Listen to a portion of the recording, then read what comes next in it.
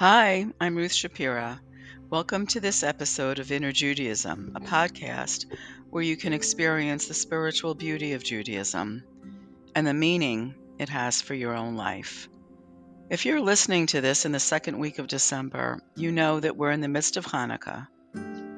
And like a record that's stuck playing over and over again, we're in the period of time, historical time, when as a people, we've experienced challenges to our very identity, and we're experiencing those same very challenges now. Some of us shake our heads and we can't believe we're in this space at this time that our people have occupied for thousands of years before. Join me as we explore why the movement known as Mussar is perfect for these times, and the deep spiritual messages it holds for us today. My goal is to bring spiritual teachings to you that will have meaning, because sometimes it's really hard to find meaning in all of the darkness. Let's allow ourselves this space for this time and close out any distractions and anything that will take us away from the present moment. So for the next few moments, I'd like you to notice your breath. For each inhale and exhale, really be in the moment. This practice will automatically reset your mind and hopefully bring a sense of peace to you. It will be helpful for what we'll think about next. It seems that we are part of an overindulgent culture that's constantly bombarding us with an intense focus on the physical and material aspects of life, how we look and what we look like to others, what we have and what others will think about what we have, what we want and whether that is in alignment with what others want. Being off that path takes a great deal of work, but don't worry, Judaism has your back. Especially when the world seems that it is careening off path and the darkness is overcoming the light, that's when we feel particularly challenged. Judaism can provide us with so much. It could provide us with a sense of belonging, an identity that goes beyond all the fluff. There is a spiritual practice that focuses not on reaching out, but on reaching in.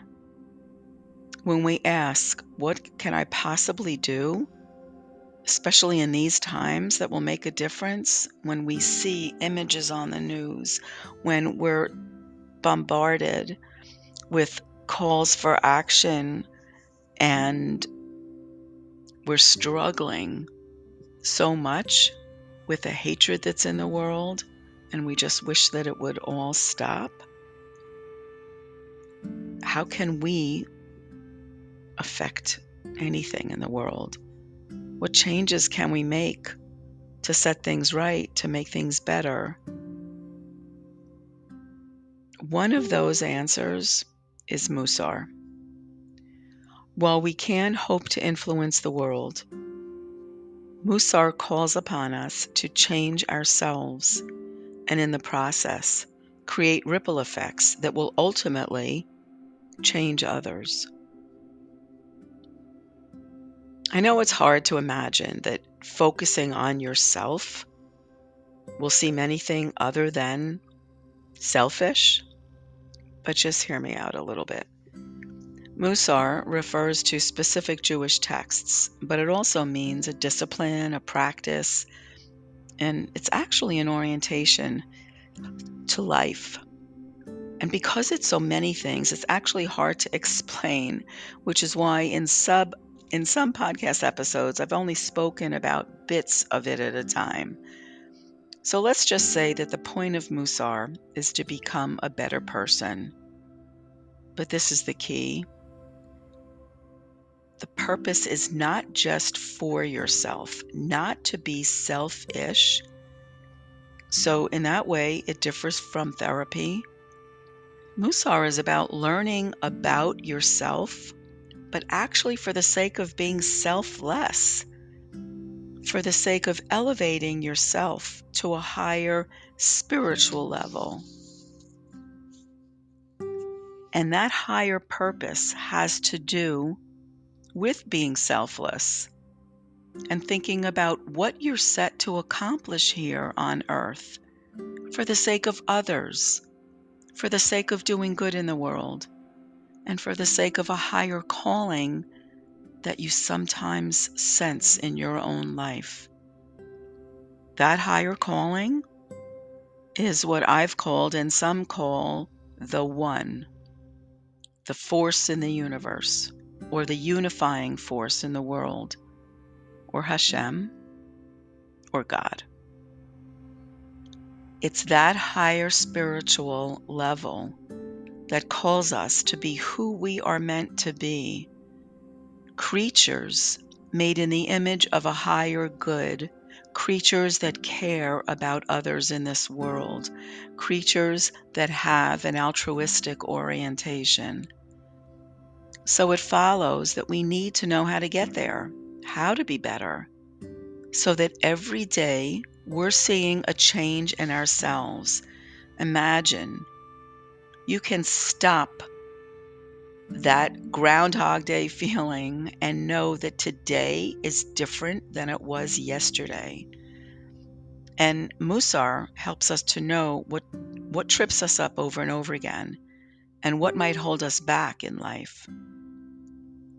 So this bettering yourself for a higher purpose, it means that you need to think that you are uniquely qualified to what you are meant to do. You were born to certain parents in a certain place with certain physical characteristics and certain personality traits. And in mystical language, that's not accidental. Your goal is to find how it all fits into the puzzle that's your life. You're here to figure it all out and make any corrections that you need to do in this lifetime of yours, changes that will affect your very soul. So in that way, Mussar practice is the systematic learning of different traits, and specifically the way Judaism defines those traits, which in most cases is different than the definitions that you may currently hold in your mind. For example, I think there was a podcast episode on humility and on patience, which holds what the Jewish definition of those concepts are. So it's the learning of these traits one at a time and how it applies to your own life that will make a significant change. There are practices that help you understand how there might be specific traits that are meaningful just to you in a way that it's not meaningful to someone else. I may have a challenge with patience and you may not, but I need to know that, and then I could focus on that in my life. It sounds like an impossible task, right? Well, the practice of Mussar takes this very big goal and breaks it up into very doable, small little steps. As I said, day by day. It's like, let's take the example of patience. It's working on this trait for just 1 week or perhaps even 2 weeks, seeing how it plays out in your life, noticing it, reflecting on it, writing about it without judgment, and then moving on to the next trait. And slowly you're amassing a body of knowledge that informs you about yourself, and you change in the process. So see if you could think about this, and I hope that I've opened up a door for you in a different way of thinking about your own life.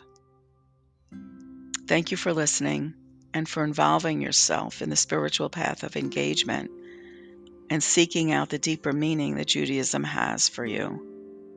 Please write me at innerjudaism@gmail.com and let me know what's on your mind.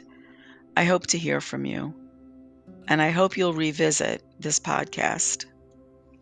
Until then, wishing you a glorious day and the ability to make this day better than yesterday.